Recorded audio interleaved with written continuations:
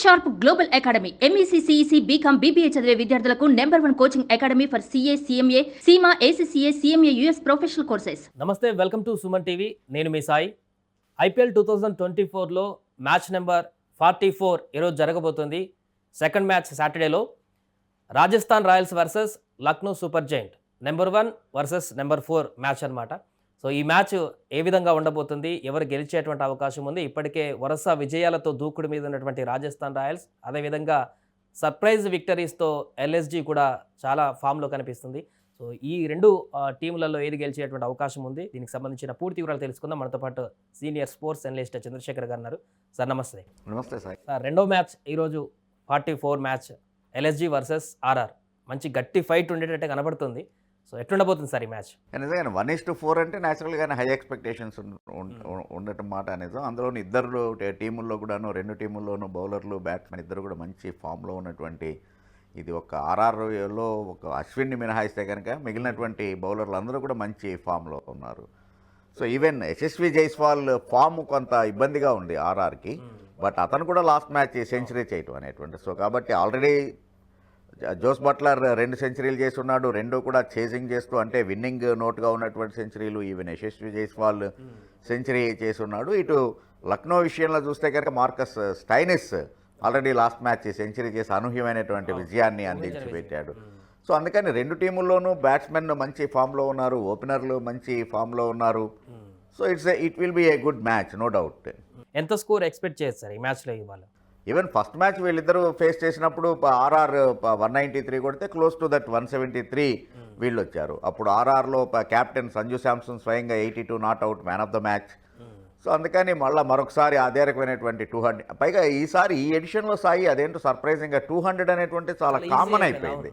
If you look back, మామూలుగా అంటే 2021 ఆ సీజన్, ఈవెన్ 2019 అప్పుడు కనుక చూస్తే 130, 135 చేసి కూడా గెలిచినటువంటి సందర్భాలు ఉన్నాయి. అంటే 135 చేస్తే చాలా పెద్ద స్కోరు, డిఫెండబుల్ స్కోరు అనేటువంటిది. ఇప్పుడు 250 చేస్తే కూడా కాపాడుకోగలమో లేదో అనేటువంటి అనుమానం బయలుదేరింది. అది బ్యాటింగ్లో వచ్చినటువంటి ఒక రెవల్యూషనరీ చేంజ్గా చెప్పుకోవచ్చు. సో ఓవరాల్గా 200 స్కోర్ చేసేటువంటి అవకాశం అయితే ఉంది. సో లక్నోలో జరగబోతుంది కాబట్టి మ్యాచ్ ఎల్ఎస్జీకి కొంత అడ్వాంటేజ్గా మారేటువంటి అవకాశం ఉందా, లేకుంటే ఆర్ఆర్ యాజ్ ఇట్ ఈస్గా తమ ప్రతాపాన్ని చూపించేటువంటి దాన్ని చూడొచ్చా?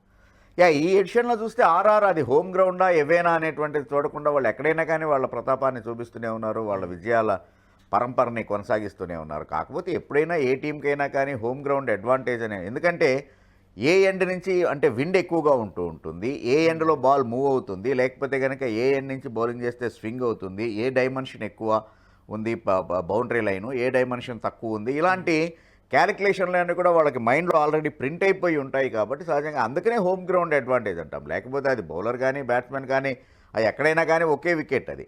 కానీ హోమ్ గ్రౌండ్ అడ్వాంటేజ్ అనేటువంటిది ఏంటి అంటే ఏ టైంలో బ్రీజ్ ఏ రకంగా ఉంటుంది, ఎట్నుంచి కనుక బౌలింగ్ చేసేట్లయితే మీడియం పేసర్ను ఆపరేట్ చేస్తే ఎక్కువగా స్వింగ్ రాబట్టగలడు, ఇట్లాంటి అవగాహన అంతా కూడా పర్టికులర్గా ఉంటుంది. కాబట్టి హోమ్ గ్రౌండ్ అడ్వాంటేజ్ అంటాం. సో అందుకని న్యాచురల్గానే లక్నోకి కొంచెం అడ్వాంటేజ్ ఉంటుంది అది. కానీ బట్ ఇప్పుడున్నటువంటి ఫామ్ దాన్ని చూస్తే మాత్రం ఆర్ఆర్ఏ ఇప్పటికీ, నా ఉద్దేశంలో మాత్రం ఆర్ఆర్కే ఛాన్స్ ఉంది అనుకోవచ్చు.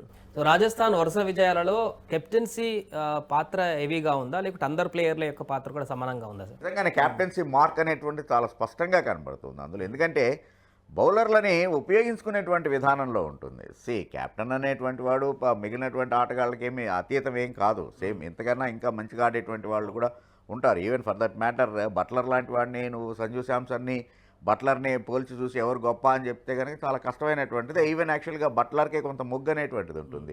బట్ అయినా కానీ సంజు ఎందుకు సక్సెస్ అవుతున్నాడు అంటే తన బౌలర్లని రైట్ టైంలో వాడుకుంటూ ఉన్నాడు. సో చిన్న తేడానే అది. ఇప్పుడు ఒక మ్యాచ్లో 3 ఓవర్లు వరుసగా వేయించడం, ఒక మ్యాచ్లో 2 ఓవర్ల తర్వాత ఆపేసేయటం. మనం మామూలుగా గమనించినట్లయితే పెద్ద డిఫరెన్స్ కనబడదు నీకు. బట్ యాక్చువల్గా అదే క్యాప్టెన్సీ గొప్పతనం. సంజు శాంసన్ ఎక్కడ సక్సెస్ అయ్యాడంటే ఈ రకంగా తన స్ట్రైక్ బౌలర్ ఎక్కడ సక్సెస్ అయ్యాడు, ఎక్కడ ఫెయిల్యూర్ అయ్యాడు. సో ఫెయిల్యూర్ అయిన చోట అతన్ని ఇంకా మరీ ప్రెషర్ పెట్టకుండా అతనికి ఒక బ్రేక్ ఇచ్చి ఇంకో బౌలర్ని తీసుకొని రావటం.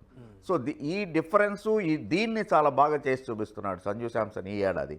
సో అందుకనే సక్సెస్ అవుతుంది. రెండు టీములలో ఓపెనింగ్ పార్ట్నర్షిప్ చూస్తే రెండు టీంకి ఏది బెటర్గా ఉందని చెప్తారు సార్ ఈ రెండు జట్లలో?